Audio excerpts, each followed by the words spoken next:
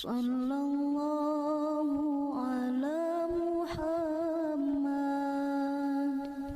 Sallallahu alaihi wasallam. Assalamualaikum warahmatullahi wabarakatuh. Kali ini kita akan belajar hadis An-Nawawiyah Arba'in karangan Imam An-Nawawi yang ke-15. Etika orang beriman. An Abi Hurairah radhiyallahu anhu anna Rasulullah sallallahu alaihi wasallam qala man kana yu'minu billahi wal yawmil akhir falyaqul khairan aw liyasmut wa man kana yu'minu billahi wal yawmil akhir falyukrim jarahu wa man kana yu'minu billahi wal yawmil akhir falyukrim dhaifahu. Rawahu Bukhari wa Muslim.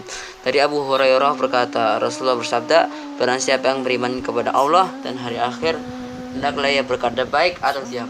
Barang siapa yang beriman kepada Allah dan hari akhir, hendaklah ia menghormati tetangga. Barang siapa beriman kepada Allah dan hari akhir, hendaklah ia menghormati tamu. Hadis riwayat Bukhari dan Muslim. Urgensi hadis, Ibnu Hajar rahimahullah berkata, hadis ini termasuk Jawami'il Kalim, mencakup 3 hal yang menghimpun berbagai akhlak terpuji, baik dalam perbuatan maupun ucapan. Lebih lanjut, lihat kembali urgensi hadis yang ke-13. Kandungan hadisnya, yang pertama adalah hubungan antar anggota masyarakat. Manusia hidup di dunia ini berbaur dengan manusia lain. Satu sama lain tentunya terjalin berbagai hubungan dan saling membutuhkan. Islam berusaha agar hubungan tersebut terjalin dengan baik dan benar. Ini akan terrealisasi ketika antara satu dengan lainnya saling menghormati dan komitmen terhadap adab pergaulan. Termasuk dalam adab tersebut adalah perkataan yang baik, menghormati tetangga, menjamu tamu yang dengan baik. Inilah perkara-perkara yang dianjurkan Rasulullah dalam hadis ke-15. Yang kedua adalah membatasi diri untuk berkata baik adalah di antara tanda-tanda kesempurnaan iman seseorang. Dalam hadis ini Rasulullah mendorong kita untuk komitmen terhadap etika-etika yang baik dan perbuatan yang bermanfaat. Yang ketiga adalah banyak bicara tidak bermanfaat penyebab kehancuran. Membicarakan hal-hal yang tidak ada gunanya dapat menyebabkan tidak berpahalanya suatu amal perbuatan dan tidak bisa masuk surga. Karena itu seorang muslim jika mau berbicara hendaklah berpikir terlebih dahulu. Sikap seperti ini membawa kebaikan dan keselamatan baginya, karena setiap lafal yang ia ucapkan akan dihisab. Hanya ada 2 kemungkinan, pahala atau siksa.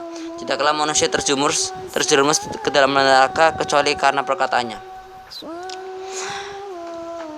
Kandungan yang keempat adalah adab berbicara. Seorang muslim hendaknya senantiasa berusaha membicarakan hal-hal yang mendatangkan manfaat dan tidak mengucapkan ucapan yang tidak diperbolehkan. Tidak banyak bicara. Seorang muslim hendaknya tidak banyak bicara, karena dengan banyak bicara meskipun dalam hal yang dibolehkan bisa jadi menjerumuskan kepada hal yang dilarang ataupun makruh. Wajib berbicara ketika diperlukan, terutama untuk menjelaskan kebenaran dan amar ma'ruf nahi munkar. Kandungan yang kelima adalah berlaku baik pada tetangga. Di antara tanda kesempurnaan iman dan Islam adalah berlaku baik pada tetangga dan tidak menyakitinya.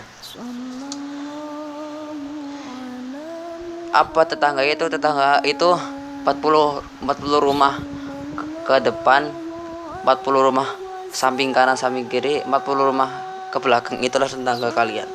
Kandungan yang keenam adalah menyakiti tetangga merupakan penyakit iman yang dapat menyebabkan kehancuran. Islam melarang kita menyakiti tetangga dan mengkategorikannya sebagai dosa besar yang akan berupa siksa yang pedih. Yang ketujuh adalah berbuat baik kepada tetangga. Yang pertama adalah membantu kebutuhannya. Imam Ahmad meriwayatkan bahwa Umar berkata, jangan sampai seorang mukmin kenyang sedangkan tetangganya kelaparan. Yang kedua adalah memberikan sesuatu yang bermanfaat meskipun harus mengorbankan haknya.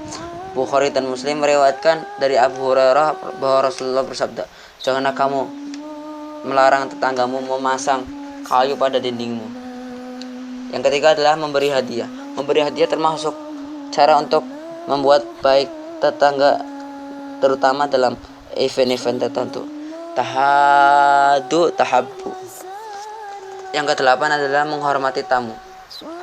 Barang siapa yang komitmen terhadap ajaran Islam dan mengikuti jejak orang-orang mukmin, maka ia harus menghormati tamu. Sikap ini merupakan bukti rasa percaya dan ketawakalan seseorang kepada Allah. Imam Ahmad dan Lais berpendapat bahwa menjamu tamu adalah wajib selama sehari semalam.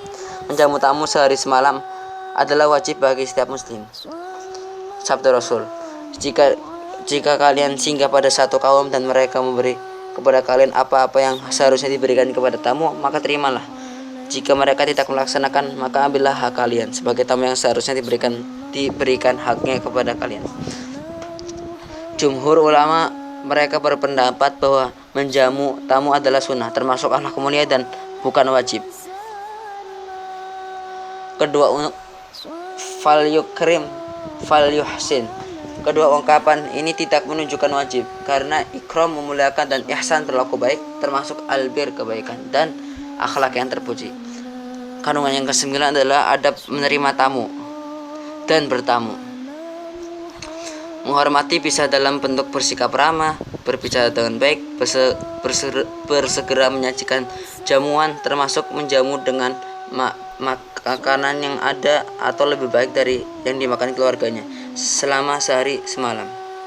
Yang 10 adalah urgensi penerapan hadis. Menerapkan isi hadis ini sangat penting karena akan menciptakan persatuan, persaudaraan, serta menyingkirkan semua perasaan dendam dan dengki. Mungkin bermanfaat. Semoga jika mau menghafal, teks ada di deskripsi. Wassalamualaikum warahmatullahi wabarakatuh. Sallallahu alaihi wasallam. Sallallahu ala Muhammad. Sallallahu